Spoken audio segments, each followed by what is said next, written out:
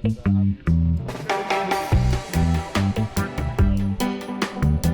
Taiki pou tētahi o ngā tauira maha e riro ana I ngā māka o te mana tohu mātauranga I tēnei wiki. He whare tēnei mō koe, kei te he tērā.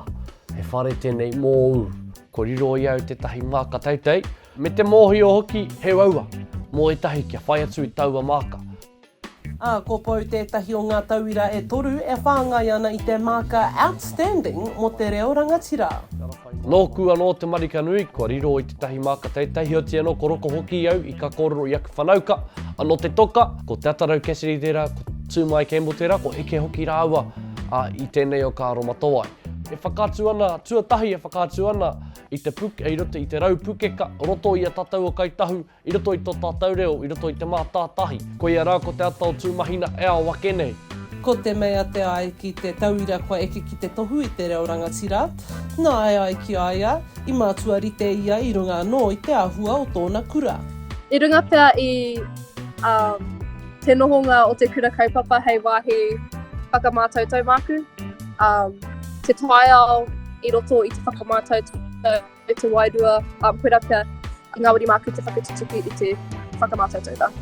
Aiti akona I te reo, aratakina ki te mātāpuna o te mōhio o te ora o te mau kāroko. Koira te tehi o kātino hirahira taka o tōku wā, ko te reo, o ana tikaka, ko tō tatau ao Māori whānui.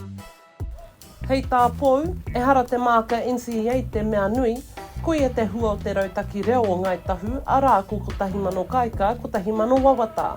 Nā, e ai ki aia, ko te whainga matua, kia whakarau ora anō te reo Māori mo te iwi Ngāi Tahu.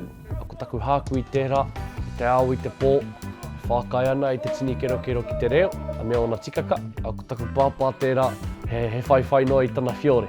Me pēhea rawa e whakahe I aua kōrero, ko tukuna mai ki au, I ērā mātāpono, ko whākai a mai, e oku mātua keke, oku whāia keke, e oku kauheke, e oku mātua, I ruka anō I te ki he mauma, ki te kore.